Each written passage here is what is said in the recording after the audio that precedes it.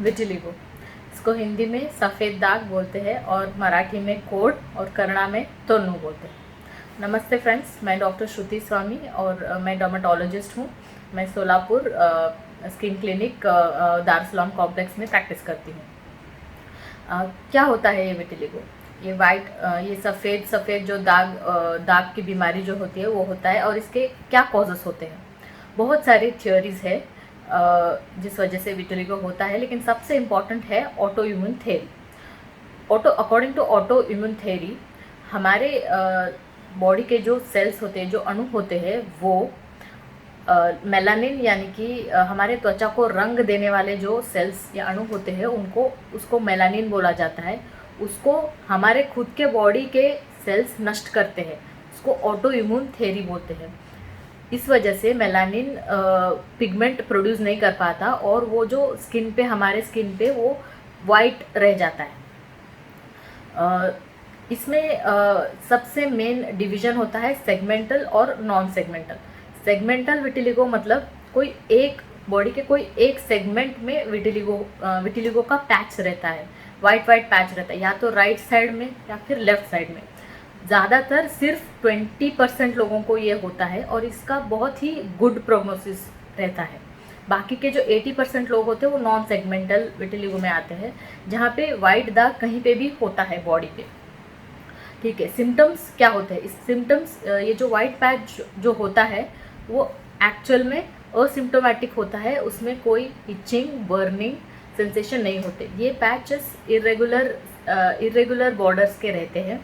और बहुत से लोग पूछते हैं कि फैमिलियल टेंडेंसी के बारे में बोलिए। देखिए, 20% ऑफ फैमिलियल टेंडेंसीज रहती है। इसका मतलब आपको अगर विटिलिगो का पेशेंट है या कोई है रिलेटिव, तो उसको 20% चांसेस है कि उसके रिलेटिव्स या उसके भाई बहन को ये हो सकता है। 20% टेंडेंसी देखा गया है, उससे ज़्यादा नहीं। ओके, और अब आते हैं उसके ट्रीटमेंट के तरफ। ट्रीटमेंट में देखिए, आज के टाइम में आपको विटिलिगो से डरने की कोई बात नहीं है, क्योंकि बहुत सारे नए मेथड्स आए हैं और हम कम्प्लीटली इसको ट्रीट कर पा रहे हैं थैंक्स टू साइंस। सबसे पहले ट्रीटमेंट में स्टीरॉयड क्रीम होते हैं। सेकेंड होता है टैक्रोलिमस, पाइमिक्रोलिमस, कैल्सिन्यूरिन इनहिबिटर्स। देन थर्ड आते हैं सोरालिन्स, ओरल और टॉपिकल। और फोर्थ है फोटोथेरेपी चेम्बर्स रहते हैं, ये कॉलेज और इंस्टीट्यूट्स में रहते हैं। वहाँ पे आपको जाके चेम्बर्स के अंदर बिठाते हैं और लाइट थेरेपी दिया जाता है, तो पिगमेंट धीरे धीरे आता है। और फिफ्थ है vitiligo surgeries, non melanocyte skin cells transfer surgeries. और है अगर इन सबसे भी आपको कम नहीं हो रहा है तो लास्ट में आप ग्राफ्ट करा सकते हैं, बटक या फिर थाई एरिया से नॉर्मल स्किन लेके, जहाँ पे आपका वो जो रेजिस्टेंट विटिलिगो पैच है उसके ऊपर हम ग्राफ्ट कर सकते हैं। और ये भी अगर आपको सर्जरी ग्राफ्ट नहीं करवाना है तो टैटूइंग है, परमानेंट टैटूइंग मेथड है। वहाँ पे आपके स्किन के कलर को मैच करने वाला कलर आप टैटूइंग कर सकते हैं उसके ऊपर। ये सब मेथड्स तभी कर सकते हैं हम जब विटिलिगो स्टेबल है और सेगमेंटल है।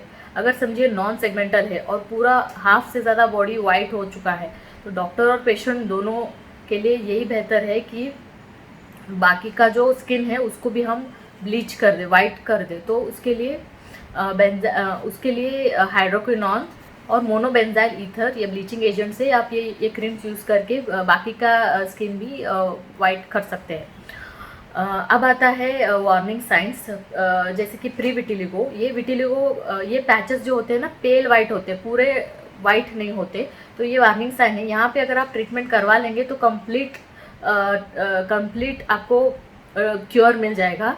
अगर आप यहाँ पे नेग्लेक्ट करोगे तो वो आगे चल के विटिलिगो हो सकता है और बाद में आपको बहुत दिनों तक जल्दी आराम नहीं मिल सकता।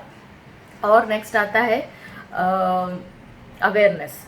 देखिए, विटिलिगो जो होता है वो बहुत ही नॉन कंटेजियस डिसीज़ है, वो स्प्रेड नहीं होता किसी को भी। तो जब भी आप विटिलिगो पेशेंट को देखें या कुछ भी, तो आप उनसे दूरी ना बनाएं, आप उन्हें गलत ऐसे तरीके से ना देखें कि उनको अनकंफर्टेबल फील करें, क्योंकि इट्स जस्ट अ पैच। दाग अच्छे होते हैं कभी कभी, और you don't make them feel different. It's just a patch, कोई और सिम्टम होता नहीं है, बस वहाँ पे पिगमेंट एब्सेंट रहता है और कोई भी बड़ी बीमारी नहीं है। That's it. Thank you.